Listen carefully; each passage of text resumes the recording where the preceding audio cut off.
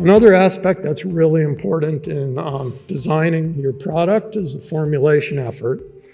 Formulation of the capsid is really required to allow for long-term storage, shipping stability, and freeze-thaw cycles as the product makes it from your production plant, this one being in Novato, all the way to the clinic anywhere in the world.